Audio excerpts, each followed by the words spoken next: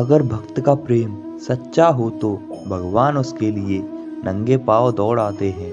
वही बात जब कन्हैया की हो तो कहने ही क्या। अपने भक्तों के लिए वह ना जाने कितने रूप धरते हैं और कितनी ही अनगिनत लीलाएं कर चुके हैं, जिनका प्रमाण हमारे धार्मिक ग्रंथों में मिलता है। ऐसी ही एक रोचक कथा है जब कन्हैया ने अपने भक्तों के लिए एक अनोखा काम किया। तो आइए जानते हैं। पौराणिक कथा के अनुसार एक बार की बात है, किसी नगर में एक राजा ने एक मंदिर बनवाया जिसमें श्री कृष्ण की मूर्ति रखवाई गई, लेकिन उसकी कभी पूजा नहीं की। पूजा करने के लिए मंदिर में एक पुजारी को रखा गया। पुजारी नियमित कन्हैया जी को नहलाता और बड़ी ही श्रद्धा भाव से उनकी पूजा अर्चना करता। राजा भी रोज कन्हैया जी के लिए एक फूलों की माला भेज देता था और जब वह दर्शन करने आता तो पुजारी उस माला को उतारकर राजा को पहना देता।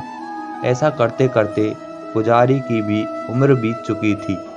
एक दिन किसी वजह से राजा नहीं आ सका तो उसने एक सेवक के हाथ मंदिर में माला पहुंचा दी और कहलवा दिया कि आज वह मंदिर नहीं आएगा, इसलिए पुजारी उसका इंतजार ना करे। इतना कहकर सेवक चला गया। पुजारी ने हमेशा की तरह कन्हैया जी को माला पहना दी, लेकिन जब शाम हुई तो पुजारी यह सोचने लगा, माला उतारकर किसे पहनाई जाए। उसने सोचा, क्यों ना ये माला आज मैं ही पहन लूँ, वैसे भी मेरी उम्र तो चली है, जीवन का क्या पता कब खत्म हो जाए।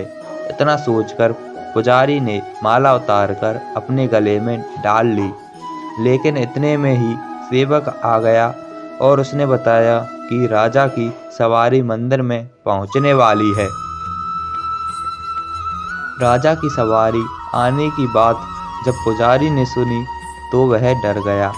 उसने सोचा कि अगर राजा ने उसे देख लिया तो वह तो मरवा ही डालेंगे।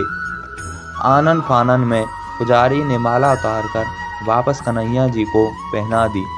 जैसे ही राजा अंदर आया तो उसे हमेशा की तरह पुजारी ने माला कान्हा जी के गले से उतारकर राजा को पहना दी, लेकिन माला पर लगा सफ़ेद बाल देखकर राजा समझ गए कि पुजारी ने यह माला स्वयं ही पहनी थी। बस फिर क्या था। राजा क्रोधित हो उठे और उन्होंने गुस्से में पुजारी से पूछा कि माला पर सफ़ेद बाल कहाँ से आया।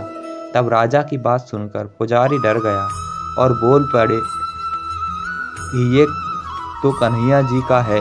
अब तो राजा और भी क्रोधित हो गए, क्योंकि कान्हा तो भगवान हैं और उनके बाल सफ़ेद कैसे हो सकते हैं। इसलिए राजा ने फरमान सुना डाला कि कल श्रृंगार के समय राजा खुद आएंगे और देखेंगे सच में ही कान्हा जी का सफ़ेद बाल है या पुजारी झूठ बोल रहा है। उन्होंने कहा कि अगर पुजारी ने झूठ बोला होगा तो उसे फांसी दे दी जाएगी।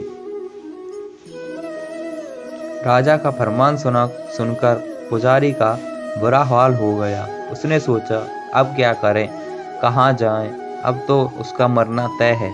तब रोते रोते वह भगवान की शरण में पहुंचा और उसने कहा कि हे केशव, मुझसे झूठ बोलने का अपराध तो हुआ है, लेकिन हो सके तो मुझे क्षमा कर दें और राजा से रक्षा करें।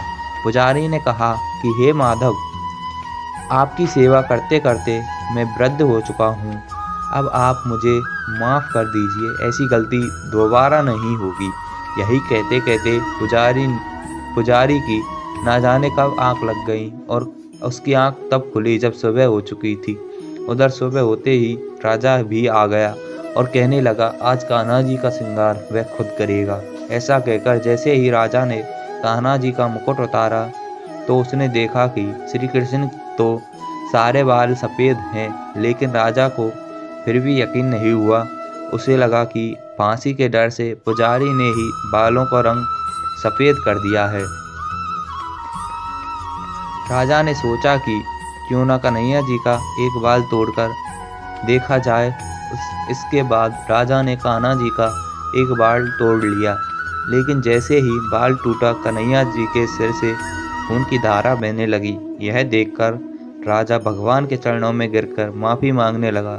तभी श्री कृष्ण की मूर्ति से आवाज आई, हे राजन, तुमने मुझे केवल मूर्ति मात्र ही समझा, इसलिए आज से मैं तुम्हारे लिए केवल मूर्ति मात्र ही रहूंगा। लेकिन पुजारी ने सच्चे मन से और पूरी श्रद्धा से मेरी भक्ति की है, इसलिए उसकी अनन्य भक्ति को देखकर मुझे अपने बाल सफ़ेद करने पड़े।